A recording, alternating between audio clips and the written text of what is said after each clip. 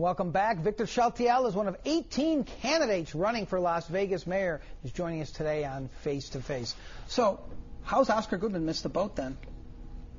Well, Oscar Goodman did a very good job promoting Vegas domestically with the U.S. public.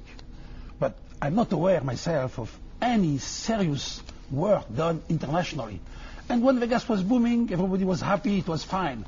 Today it's very, very important to do so. Oscar Goodman went across the Atlantic several times to Europe on a variety of trips. He's the greatest showman ambassador the city's ever seen, isn't he? Yeah, you don't buy into that? Yeah, I don't think in Paris or Moscow or Roma or Beijing or Tokyo having a glass of gin in your hand is a great promotion for Vegas.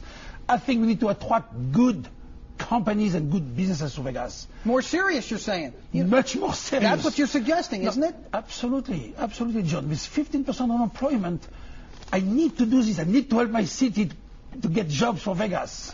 I can see your energy and your earnestness, but you've been involved in a lot of different business ventures, and I do want to ask you about one that was fairly controversial, and because this was a company that you were involved in called Total Renal Care. Yes. From '94 to '99, you were the chairman. It got lauded in the Wall Street Journal as a cutting-edge company, and then something happened. August of 1999, the LA Business Journal asked how your company went from a darling to a dunce, they called it, in a single quarter. Once a Wall Street darling, the company warned investors on July 18th that it expected second quarter profits to be lower than anticipated because of accounting problem. That same day, former chairman and CEO Victor Chaltiel stepped down for, quote, personal reasons not explained, and John King resigned as Total Renal Care's chief financial officer. This came from the Evening Standard. Total Renal Care, an operator of dialysis facilities, was riding high with a share price above $30. Then earnings fell short of estimates because of costs associated with a recent takeover. The stock plunged to $8 in a matter of days. Within a week, 6 lawsuits have been filed claiming Victor Chaltiel had misled investors.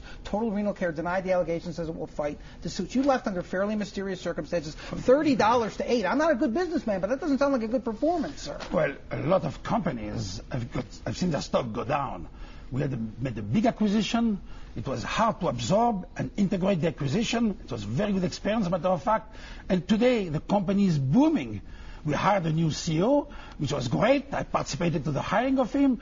I left after several months after this article, and the company is booming today. Maybe they just needed to get rid of you. Listen, I took the company, let me tell you, I took the company from a few hundred employees to more than 13,000 employees over 5 years. So you consider it a success story? Tremendous success story. And today, the proof is today, the company doing exactly what you were doing is flourishing. It's a great company. When you said you left for personal reasons, when politicians retire for personal reasons, when CEOs leave for personal reasons, you always think there's something else behind it. You were just forced out, right? No, I was not really forced out. What happened also, my wife and I had 2 kids. My wife started being pregnant with the 3rd kid, and I felt it was time for me to take a break. In fact, to take a break. There was nothing, I've been highly successful. I was an investor in this company. This was a great company. The stock, by the way, rebounded back very nicely. Did you buy some of it? Well, I owned a lot of it. This is why I'm here today. I own a lot of it. You mentioned your 3 kids, and you're obviously very proud of your kids, and you're on the chairman of the Adelson School, which is a thriving private school here. You actually say on your website that you are going to be the most outspoken supporter of education, even though the mayor doesn't have direct. Mayor Goodman came in and said the education system here stinks. Do you think the education system here stinks? Well, no, I don't think it stinks, but I think there is a lack of leadership. I know the mayor has got no control over Clark County School District. But you're with a private school. How do you have any sense of being an outspoken supporter of education at this time in this state and city's history? Right, a legitimate question. All my life, I've been in public schools with scholarships. I got what I got by working hard. I understand people who are relatively poor and need to work hard to get the fair shake in their life. Right. So I understand this. I can talk to them. I can provide the leadership necessary. And although it is not directly under my control, I'm used to work in what we call in business the matrix system. At Baxter, I was working with like 40 different groups, none of them reporting to me, to create a huge business in Japan, for instance.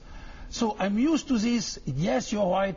The education doesn't report to the mayor, but still the mayor can provide the leadership which has been totally lacking over the past 12 years to support public education in this city. You think the mayor should have led more on public education? I think he should. Okay. It's important to the city. Real quickly, really, it was kind of stunning. Sheldon Adelson and his wife Miriam showed up to when you filed. Did he tell you it was a good idea to run for mayor, or did he tell you it was nuts? Okay, let me tell me the truth. Come on, 15 seconds. All my friends thought it was nuts. Why would you want to do this? You have everything you dream. Why do you want to do this?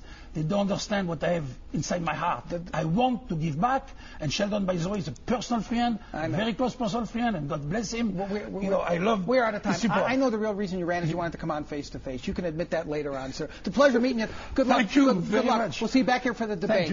Thank you very much. Yeah. Now, the next face to face, an award-winning documentary takes on the military and the VA for not doing enough for veterans of Iraq. We'll talk about it from the filmmakers.